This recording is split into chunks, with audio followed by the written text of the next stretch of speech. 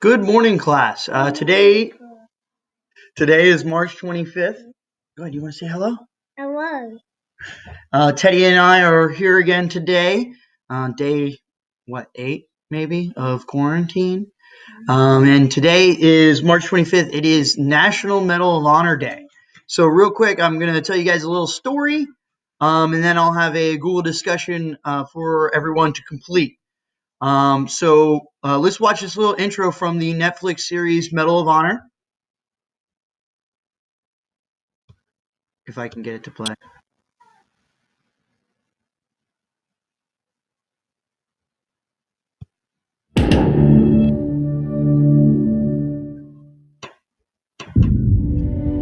More than 40 million Americans have served in the United States Armed Forces. Of those, fewer than 3,600 have been awarded the military's highest honor.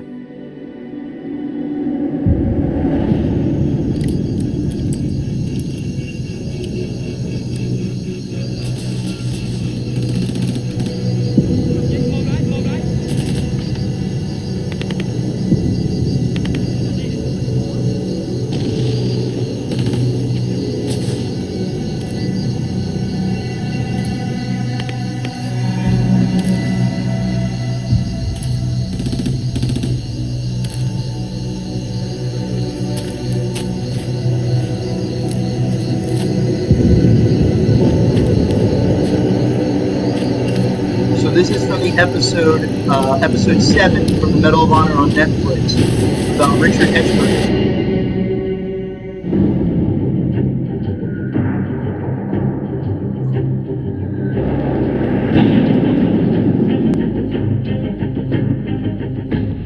Where did we find such men? We find them where we've always found them. In our villages and towns, on our city streets, in our shops and on our farms.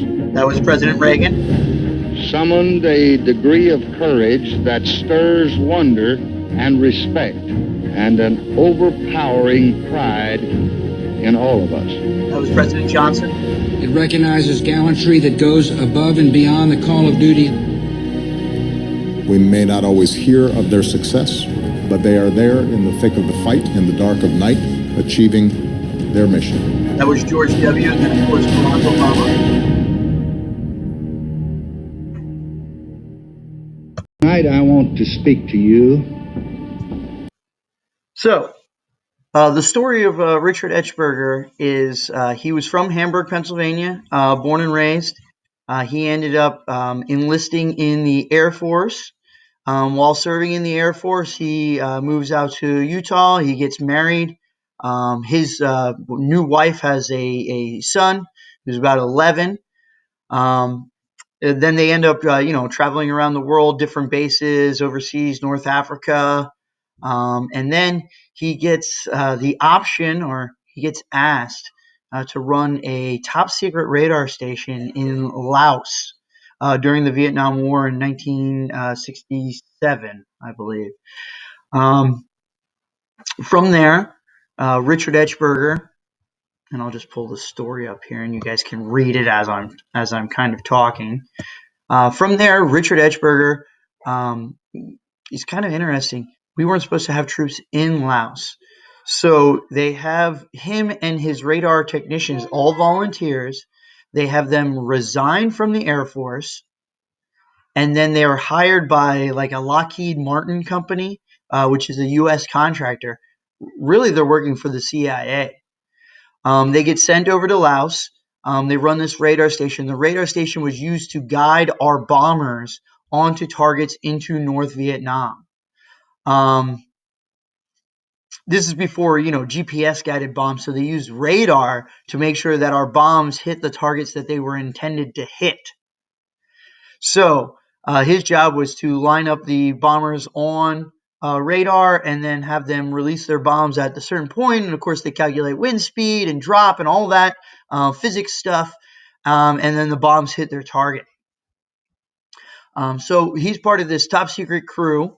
Again, he's no longer technically an Air Force service member. He's working for a contractor.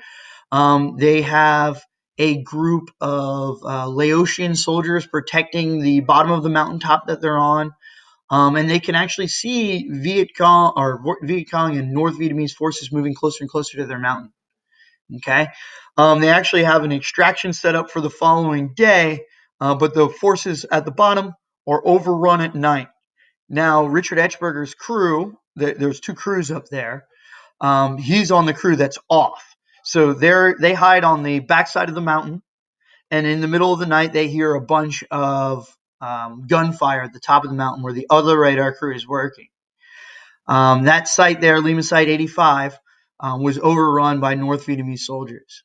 Now, Richard Etchberger, with 0 to no combat training whatsoever, using a brand new M16 rifle, manages to repel attackers, throws back some grenades, saving the lives of some of the men on the cliff with him.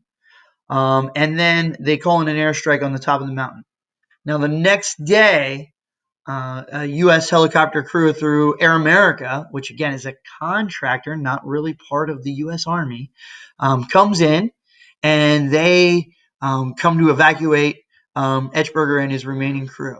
So he loads 2 of the injured guys into a rescue sling. They get pulled up to safety. As he's about ready to get raised in, a third guy who was part of the group on top of the mountain who hid under some dead bodies runs down. He gets lifted up into the helicopter, and then Richard Etchberger himself loads into the rescue swing and is pulled up.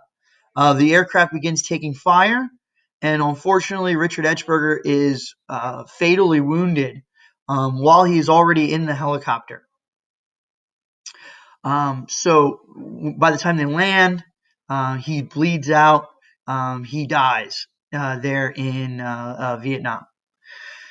Now, when that happens, there's a whole bunch of paperwork. Again, his family's not living on a military base. They're living back in Hamburg, Pennsylvania. They're told that he was killed in a helicopter training accident. Okay? And that's what they're told.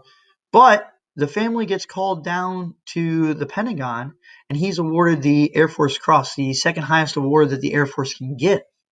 So that's kind of weird because that's not something that you normally get from a helicopter accident.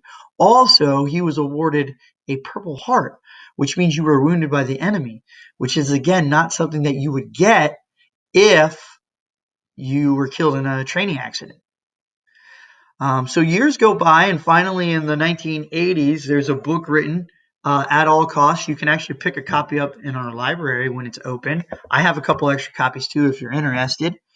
And the book tells the story. And the truth comes out, and eventually through people passing this up the chain of command, and they pass it on to a couple of Pennsylvania representatives and senators, and they push for Richard Etchberger to be awarded the Medal of Honor. And he finally is in 2011 by President Barack Obama. I'll try to attach the award ceremony to the discussion. Okay. His sons are awarded the Medal of Honor. And he is, as I know, the only Berks County veteran to receive the Medal of Honor. And he's only one of 18 Air Force veterans to receive the Medal of Honor. And that includes Air Force members who were actually part of the Army Air Corps during World War II. So he's a very distinct small group, and he was the first E9, that's a pay grade in the military, he's the first E9 ever to receive the Medal of Honor. Kind of one of the other cool stories to go along with this, there's a bunch, but his wife had known about the mission. She never told her kids about it, even after she passed, because she wanted to keep his secret. And she wanted to make sure that she also continued to receive the Air Force benefits that she was. Second, his stepson, Steve, was actually serving in the Air Force at the time of his death. He was actually on a plane to go to Vietnam, but Richard had worked out a deal that his son Steve would not get sent to Vietnam as long as he was serving as part of this mission. So Steve was actually pulled off an airplane twice And he didn't know why. He didn't know why he didn't have to go. His dad never talked about it. Here are some pictures of Richard Etchberger. There's his tomb there, his grave in Hamburg, Pennsylvania. There you see his wife. Let's see. Oh, over here is Corey. Corey is his youngest son. And he actually came and talked. There you guys see Corey with the Medal of Honor up here. He actually came in and talked to my class at the beginning half of the year. I was hoping to have him come in the second half of the year, but it doesn't look like maybe that will work out. And there are the brothers. There's Steve. There's Corey. And there's Corey's older brother, Richard. And, of course, with President Barack Obama receiving the Medal of Honor.